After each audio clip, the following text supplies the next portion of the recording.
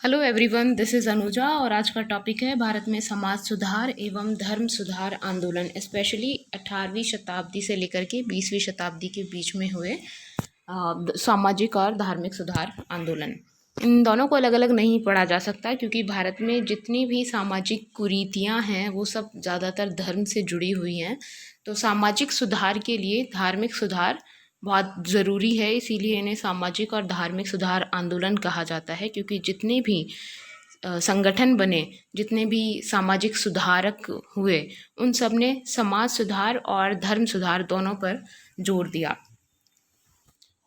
अब अगर बात करें कि इन सामाजिक और धार्मिक सुधार आंदोलनों की आवश्यकता क्यों हुई और कौन से कारण थे इनके पीछे, तो सबसे पहला कारण है हिंदू समाज और धर्म में व्याप्त दोष। हिंदू समाज और धर्म में जो समय के साथ साथ अनेक कुरीतियाँ शामिल हो गई थी, उससे धर्म और समाज का स्वरूप विकृत हो गया था। साथ ही जब भारत में अंग्रेज़ों का आगमन हुआ, यूरोपियों का आगमन हुआ, तो उनके समाज और धर्म के साथ भारतीय धर्म और समाज का तुलना होने लगी।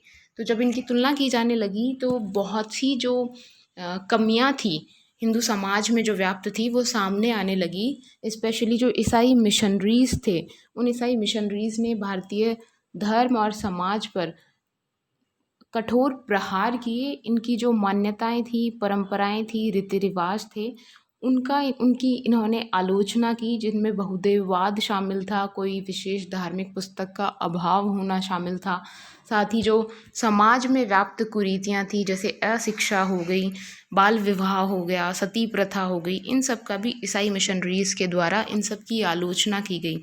इससे जो भारतीय समाज का जो चिंतन था वो आंदोलित हुआ और इसी की वजह से इसकी प्रतिक्रिया स्वरूप भारतीय धर्म और समाज में सुधार की एक जो नवीन प्रेरणा थी भारतीयों को प्राप्त हुई।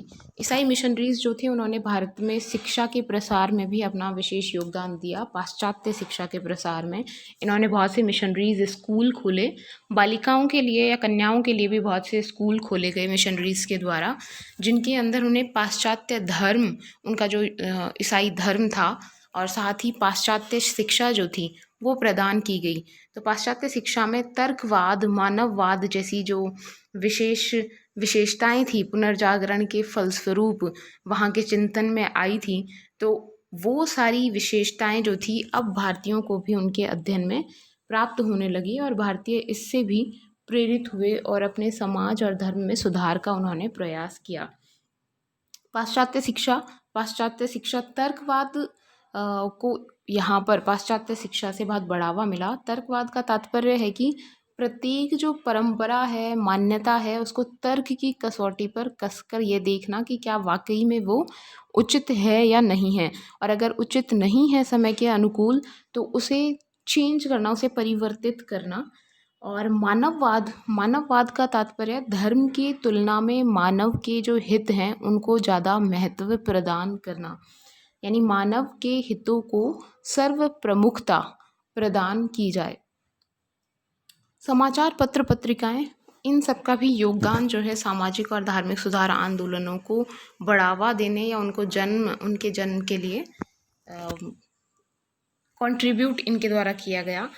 बंगाल एशियाटिक सोसाइटी 1784 में सर विलियम जॉन्स एक अंग्रेज़ थे, उनके द्वारा इसकी स्थापना की गई और बंगाल एशियाटिक सोसाइटी ने भारत का जो प्राचीन इतिहास था, प्राचीन जो पुस्तकें थी, उन सब का अध्ययन किया और प्राचीन जो संस्कृति थी उसे एक बार पुनः प्रकाश में लेकर के आए, जिससे भारतीयों को ये अनुभव हुआ कि उनकी प्राचीन संस्कृति कितनी श्रेष्ठ थी यूरोपीय संस्कृति की तुलना में। और भारतीयों में जो एक ईसाई मिशनरीज़ के प्रचार के कारण एक छवि बन गई थी भारतीय संस्कृति की दोयम दर्जे की होने की, कि यूरोपीय संस्कृति की तुलना में भारतीय संस्कृति जो है वो बहुत पिछड़ी हुई है, वो छवि जो है अब टूटी बंगाल एशियाटिक सोसाइटी के कार्यों के कारण। इन्होंने प्राचीन जो संस्कृत में लिखी गई पांडुलिपियाँ थी या पुस्तकें थी, उनकी खोज की, उनका ट्रांसलेशन किया, अनुवाद किया भारतीय भाषाओं में और यूरोपीय भाषाओं में, जिससे भारतीयों को एक बार फिर से उनके अंदर एक नवीन चेतना और एक गौरव की भावना अपनी संस्कृति के प्रति संस्कृति के प्रति उत्पन्न हुई। उनमें जागरूकता आई और उन्होंने ये प्रयास किया कि हिंदू धर्म और समाज जो है उसमें पुनः कुछ सुधार किए जाएं, अगर कमियां हैं तो उनको चेंज किया जाए, अन्य धर्म और संस्कृति जो है उनसे प्रेरणा प्राप्त की जाए और प्राचीन जो भारतीय संस्कृति है एक बार उसको फिर से विश्व की सर्वश्रेष्ठ संस्कृति के रूप में प्रतिष्ठापित किया जाए, स्थापित किया जाए। तो ये सारे कुछ रीजंस थे जिसकी वजह से भारत में सामाजिक सुधार और धार्मिक सुधार के लिए भारतीय लोग जो हैं वो प्रेरित हुए। अब 19वीं सदी के अगर सामाजिक आंदोलनों का स्वरूप देखा जाए तो हमने ऑलरेडी डिस्कस किया कि भारत में जितनी भी सामाजिक कुरीतियां हैं वो धर्म से जुड़ी हुई हैं। अतः समाज सुधार के लिए धार्मिक सुधार आवश्यक है। दूसरा, जितने भी सामाजिक और धार्मिक सुधारक हुए इस समय वो ज़्यादातर सभी मध्यम वर्ग से आते थे, इसलिए ये कहा जा सकता है कि इन सुधार आंदोलनों का नेतृत्व करता मध्यम वर्ग था। तो और इनका जो मुख्य प्रभाव पड़ा वो भी शहरी वर्ग और शिक्षित वर्ग जो था उस पर ज़्यादातर प्रभाव रहा।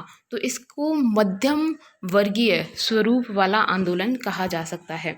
साथ ही इस आंदोलन में मानव के अधिकारों, स्वतंत्रता, समानता इत्यादि पर बल दिया गया। साथ ही स्त्रियों के शिक्षा, उनके अन्य अधिकारों का समर्थन किया गया और कानूनों के माध्यम से सुधारों पर जोर दिया गया। इसीलिए इसे प्रजातांत्रिक स्वरूप वाला आंदोलन भी कहा जा सकता है।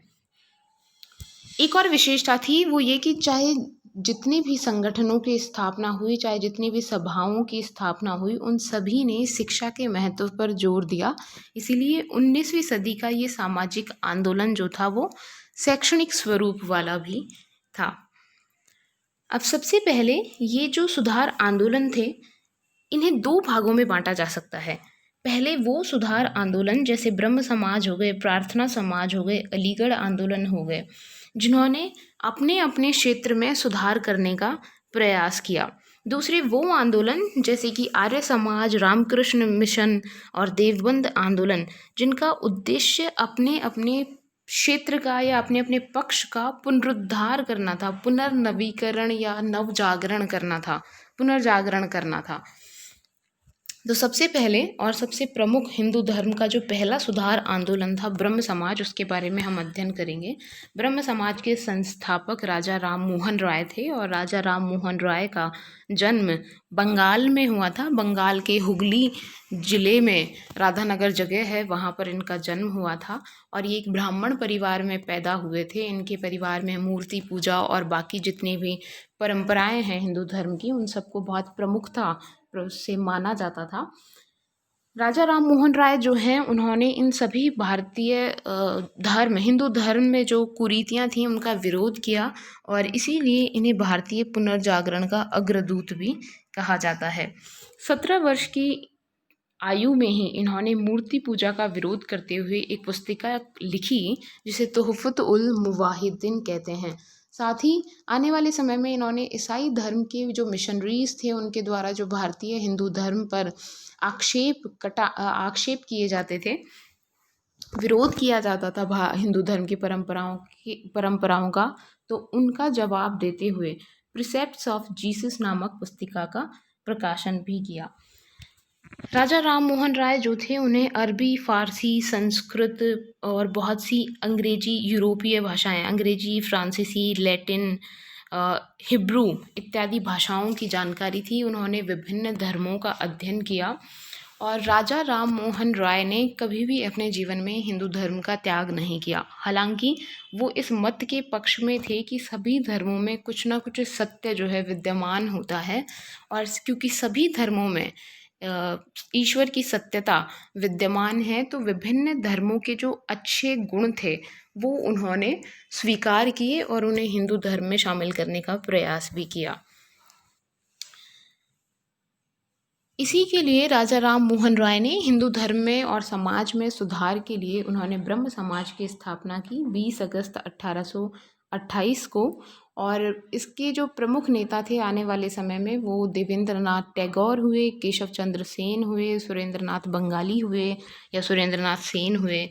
ऐसे और भी बहुत से नेता जो हैं वो इससे जुड़े हुए थे।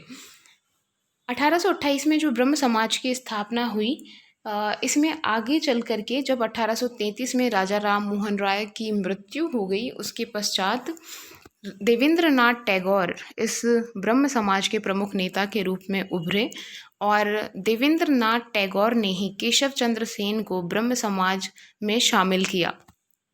केशव चंद्र सेन को ये श्रेय दिया जाता है कि ब्रह्म समाज का प्रचार प्रसार या ब्रह्म समाज के विचारों का प्रचार प्रसार उन्होंने पूरे भारत में किया और दक्षिण भारत में जो प्रार्थना समाज की स्थापना हुई और मद्रास में जो वेद समाज की स्थापना हुई, उनके पीछे भी प्रेरणा स्रोत जो थे वो केशव चंद्र सेन के विचार ही रहे। लेकिन आने वाले समय में केशव चंद्र सेन के विचारों से और देवेंद्रनाथ टैगोर, इन दोनों के बीच में विचारों का मतभेद उत्पन्न हुआ और देवेंद्रनाथ टैगोर ने जो है केशव चंद्र सेन को ब्रह्म समाज से बाहर कर दिया। ये 1866 ईस्वी की घटना है और 1866 ईस्वी में केशव चंद्र सेन ने भारतीय ब्रह्म समाज की स्थापना की और देवेंद्रनाथ टैगोर का जो ब्रह्म समाज था वो आदि ब्रह्म समाज के नाम से जाना जाने लगा। ये ब्रह्म समाज में पहला विभाजन हुआ। इसके बाद आने वाले समय में केशव चंद्र सेन का जो ब्रह्म समाज था उसका पुनः 1878 ईस्वी में विभाजन हुआ। रीज़न ये था कि केशव चंद्र सेन का जो ब्रह्म समाज था वो बाल विवाह का विरोध करता था। उन्होंने बाल विवाह के विरोध में 1872 में एक कानून भी जो है लेकर के आए वो सरकार की मदद से, और 1878 में केशव चंद्र ने स्वयं इस कानून का विरोध कर कानून का उल्लंघन करते हुए अपनी अल्पायु लगभग 13 वर्ष की बेटी का विवाह कूच बिहार के राजकुमार से कर दिया। तो ये बाल विवाह का एक एग्जाम्पल था और उन्होंने स्वयं ब्रह्म समाज के जो सिद्धांत थे उनका उल्लंघन किया अपने निजी जीवन में। इससे जो ब्रह्म समाज के अन्य अनुयायी थे वो काफ़ी निराश हुए और इसी वजह से उन्होंने 1878 में केशव चंद्र के ब्रह्म समाज से अलग होकर के साधारण ब्रह्म समाज की स्थापना की। आने वाले समय में फिर केशव चंद्र सेन का जो ब्रह्म समाज था वो कहीं इतिहास के पन्नों में सिमट करके रह गया। अब ब्रह्म समाज जो था उसका जो आधार था, राजा राम मोहन राय के विचारों का जो आधार था वो अद्वैतवाद था। उनका एकेश्वरवाद में यानी एक ईश्वर की प्रार्थना करने में विश्वास था। उन्होंने मूर्ति पूजा का विरोध किया और सभी धर्मों में क्योंकि उन्होंने सत्यता होने के प्रति विश्वास रखा था, तो सभी जो धार्मिक ग्रंथ थे समस्त धर्मों के उनका उन्होंने आदर किया। यहाँ तक कि जो ब्रह्म समाज का जो उन्होंने संरचना का निर्माण किया था वहाँ पर कोई मूर्ति नहीं रखी गई थी और सभी धर्मों के जो धर्म ग्रंथ थे उनकी पुस्तिकाएं वहाँ रखी गई थी और जो प्रार्थना वहाँ की जाती थी उसमें सभी धर्मों की प्रार्थना शामिल थी। उन्होंने सभी धर्मों का आदर किया इन शॉर्ट, और सभी धर्मों की अच्छी बातों को शामिल करने का प्रयास भी किया। हिंदू धर्म और ईसाई धर्म और अन्य सभी धर्मों की जो कमियां थीं उन पर उन्होंने समान रूप से आक्षेप भी किए। उन्होंने कहा कि सभी धर्म जो हैं वो सत्य हैं, उनमें सभी में सत्यता शामिल है, लेकिन समय के साथ साथ सभी धर्मों में कर्म कांड हैं वो शामिल हो गए हैं। राजा राम मोहन राय हिंदू समाज में सुधार करना चाहते थे, हिंदू धर्म में सुधार करना चाहते थे। इसके लिए इन्होंने पाश्चात्य सभ्यता और यूरोपीय जो सभ्यता थी उससे प्रेरणा प्राप्त की। पाश्चात्य सभ्यता की जो तर्कवाद, स्वतंत्रता और अनुसंधान या खोज की जो भावना थी उसको इन्होंने अपनाया और हिंदू समाज और संस्कृति और धर्म में उनको शामिल करने का प्रयास किया। समाज में जितनी भी कुरीतियाँ होती हैं, चाहे बाल विवाह हो, विधवा विवाह हो, विधवा पुनर्विवाह हो, उसका समर्थन किया इन्होंने। बाल विवाह का विरोध किया, सती प्रथा का विरोध किया, स्त्रियों की शिक्षा का समर्थन किया। उस समय सरकार के द्वारा प्रेस पर जो बहुत से प्रतिबंध लगाए जा रहे थे तो प्रेस की स्वतंत्रता का इन्होंने समर्थन किया। जो राष्ट्रीय आंदोलन था उसका इन्होंने समर्थन किया। इस तरीके से जाति प्रथा थी, छुआछूत था, नशा था, पर्दा प्रथा थी, यानी समाज में जितनी भी कुरीतियाँ होती हैं उन सब का ब्रह्म समाज के द्वारा विरोध किया गया। स्त्री शिक्षा, अंतरजातीय विवाह, विधवा विवाह, पुनर्विवाह, इन सब का इन्होंने समर्थन किया।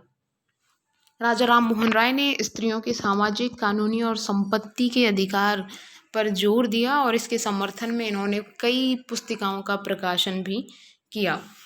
राजा राम मोहन राय के ब्रह्म समाज के प्रयासों के फलस्वरूप ही 1829 में भारत के governor general Lord William Bentinck ने कानून नंबर 17 के द्वारा सती प्रथा को गैर कानूनी भी घोषित किया, यानी सती प्रथा अब अपराध घोषित कर दी गई। अब साहित्यिक क्षेत्र में अगर ब्रह्म समाज का योगदान देखें तो तत्व बोधिनी सभा, जिसकी स्थापना देवेंद्रनाथ टैगोर के द्वारा की गई थी, संगत सभा और भारतीय समाज सुधार, जिसकी स्थापना केशव चंद्र सेन के द्वारा की गई थी, इन सभी सभाओं के माध्यम से ब्रह्म समाज के विचारों का प्रचार प्रसार किया गया। अपने विचारों का प्रचार प्रसार करने के लिए बहुत सी पुस्तकों और पुस्तिकाओं और समाचार पत्र पत्रिकाओं का प्रकाशन ब्रह्म समाज के विभिन्न नेताओं, जिनमें राजा राम मोहन राय, केशव चंद्र सेन, देवेंद्रनाथ टैगोर इत्यादि शामिल थे, के द्वारा किया गया। राजा राम मोहन राय ने संवाद कौमुदी, तत्व कौमुदी, मिरातुल, ब्रह्म पब्लिक ओपिनियन, ये इंग्लिश में थी, और संजीवनी इत्यादि पत्र पत्रिकाओं का प्रकाशन समय समय पर किया।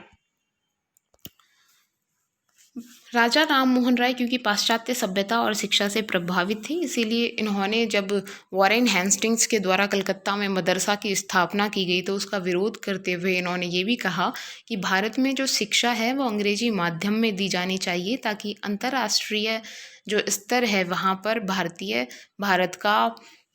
की जो भारतीय संस्कृति है या भारत का प्रतिनिधित्व वहाँ पर कर सकें और भारत को गौरवान्वित कर सके। तो उन्हें लगता था कि अंग्रेजी शिक्षा जो है समय की मांग है। इसीलिए उन्होंने कहा कि ये जो मदरसा और संस्कृत कॉलेजों की स्थापना की बजाय भारत में अंग्रेजी सरकार के द्वारा अंग्रेजी माध्यम में पाश्चात्य शिक्षा देने वाले स्कूल और कॉलेजों की स्थापना की जानी चाहिए। इसीलिए उन्होंने पाश्चात्य शिक्षा का समर्थन किया, जिसमें विज्ञान, तर्कवाद इत्यादि की शिक्षा प्रदान की जाती थी। शिक्षा के प्रचार प्रसार के लिए उन्होंने कोलकाता में वेदांत कॉलेज, इंग्लिश स्कूल और हिंदू कॉलेज की स्थापना में अपना सराहनीय योगदान किया। प्राचीन भारतीय सभ्यता और संस्कृति को उन्होंने महत्व दिया, उसकी जो उपयोगिता थी, उसकी श्रेष्ठता थी, उसको सामने लाने में उन्होंने अपना योगदान दिया और इसी वजह से भारतीयों में अपनी संस्कृति के प्रति एक गौरव की भावना उत्पन्न हुई, जिसने भारत में राष्ट्रवाद को भी प्रेरणा प्रदान की। तो भारतीयों में राष्ट्रीयता की भावना के निर्माण में भी ब्रह्म समाज ने अपना योगदान दिया। प्रेस पर जो प्रतिबंध लगे हुए थे, बहुत से कानून बनाए गए थे सरकार के द्वारा, जिसमें प्रेस में स्वतंत्रता पूर्वक लोग अपनी बातों को, अपने विचारों को नहीं व्यक्त कर पाते थे। तो इसका विरोध करते हुए राजा राम मोहन राय ने इंग्लैंड में जो प्रिवी काउंसिल है उसके समक्ष भी अपना आवेदन पत्र प्रस्तुत किया और इनके जो प्रयास थे उनके फलस्वरूप प्रेस पर से बहुत से प्रतिबंधों को हटा लिया गया। इंग्लैंड का जो हाउस ऑफ कॉमन्स है, उनकी जो पार्लियामेंट है, संसद है, उसका एक सदन है, 2 सदन है वहाँ पर उनकी पार्लियामेंट में, एक हाउस ऑफ कॉमन्स और दूसरा House of Lords. House of Commons हमारी लोकसभा के समान है और हाउस ऑफ लॉर्ड्स हमारी राज्यसभा के स्थान पर माना जा सकता है। तो उनका जो हाउस ऑफ कॉमन्स है उसकी प्रवर समिति के समक्ष उन्होंने भारतीय शासन में जो सुधार किए जाने चाहिए उनके ऊपर भी अपने सुझाव प्रस्तुत किए। राजा राम मोहन राय का जो दृष्टिकोण था वो अंतर्राष्ट्रीयता का समर्थक था। उनका ये मानना था कि एक ऐसी सभा का निर्माण किया जाना चाहिए जिसमें विभिन्न राष्ट्रों के प्रतिनिधि शामिल हों और ये जो सभा है विभिन्न राष्ट्रों के मध्य जो विवाद उत्पन्न होते हैं उनको सुलझाने के लिए मध्यस्थता करे, ताकि अंतर्राष्ट्रीय स्तर पर विभिन्न देशों के बीच में शांति स्थापित रह सके। इसीलिए कहा जा सकता है कि राजा राम मोहन राय जो थे वो अंतर्राष्ट्रीयता के समर्थक थे। तो ये एक नवीन शुरुआत थी 19वीं शताब्दी में जो ब्रह्म समाज के द्वारा की गई सामाजिक और धार्मिक सुधार आंदोलनों के क्षेत्र में, जिसने अनेक व्यक्तियों को फिर प्रोत्साहित किया और संपूर्ण भारत में फिर आने वाले समय में विभिन्न धार्मिक और सामाजिक सुधार आंदोलन से जुड़े हुए संगठनों की स्थापना हुई समय समय पर, जिनमें जितनी भी सामाजिक कुरीतियां हैं और धार्मिक कुरीतियां हैं उनका विरोध किया गया, उनके सुधार के लिए प्रयास किया गया और इसका अप्रत्यक्ष रूप से भारत में राष्ट्रीयता की उत्पत्ति और राष्ट्रीय आंदोलन को एक नवीन प्रेरणा प्रदान करने में अपना योगदान रहा।